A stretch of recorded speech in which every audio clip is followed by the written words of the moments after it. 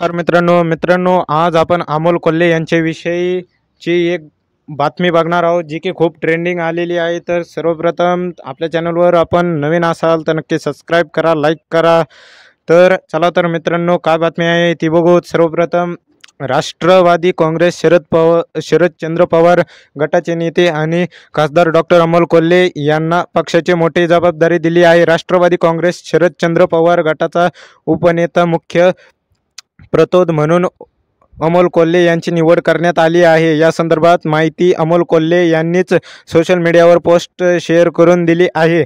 नवी जबाबदारी मिळाल्यामुळे त्यांनी आनंद व्यक्त केला। पोस्टमध्ये अमोल कोल्हे म्हणाले की एक सर्वसामान्य शेतकरी कुटुंबातील मुलगा कधीतरी लोकसभेत पक्षाचा उपनेता मुख्य प्रतोद होऊ शकतो अशी कल्पनाही कोणी केली नसेल, परंतु आदरणीय पवार साहेब आणि आपल्या राष्ट्रवादी काँग्रेस पार्टी शरदचंद्र पवार पक्षाच्या सर्व समावेशक धोरणामुळे हे शक्य झाले आहे। ही मोठी जबाबदारी आहे याची मला जाणीव आहे। ही जबाबदारी पेलण्याबळ माझ्या शिरूर लोकसभा मतदारसंघांनी जनतेचे आशीर्वाद आणि शुभेच्छांमुळे मिळाली।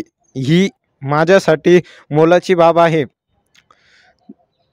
लोकशाहीच्या सर्वोच्च मंदिरात माझ्या नावाची पाटी लागली। या माझ्यासह शिरूर लोकसभा मतदारसंघांचाही मायबाप जनतेचा, महाराष्ट्रातील तमाम शेतकरी, कामगार, कष्टकरी जनतेचा सन्मान आहे। माझ्यावर हा विश्वास दर्शवल्याबद्दल आदरणीय श्री शरदचंद्र पवार साहेब, खास सुप्रिया सुळे आणि माझे संसदेतील सर्व सहकारी यांचे मनापासून आभार, असं अमोल कोल्हे म्हणाले।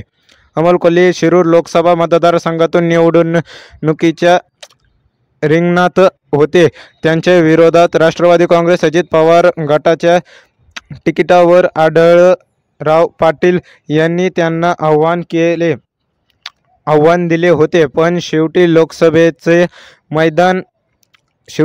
मैदान अमोल कोल्हे यांनी मारलं आहे। सध्या राष्ट्रवादी शरदचंद्र पवार गटाचे 9 खासदार लोकसभेत आहेत। कोल्हे दुसऱ्यांदा राष्ट्रवादीकडून लोकसभेवर गेले आहे, यामुळे त्यांना सुप्रिया सुळे यांच्यासोबत महत्त्वाची जबाबदारी देण्यात आली आहे। तर मित्रांनो, आता अमोल कोल्हे यांना ही खूप मोठी जबाबदारी देण्यात आली आहे, तर त्यामुळे त्यांचे खूप खूप अभिनंदन। व आपल्या चॅनलवर नवीन असेल तर आपल्या चॅनलला सबस्क्राईब करा, लाईक करा। धन्यवाद। जय हिंद, जय महाराष्ट्र। अशाच राजकारणी संबंधितील व्हिडिओसाठी आपल्या चॅनलवर या व आपल्या चॅनलला सबस्क्राईब करून लाईक करा। धन्यवाद। जय हिंद, जय महाराष्ट्र।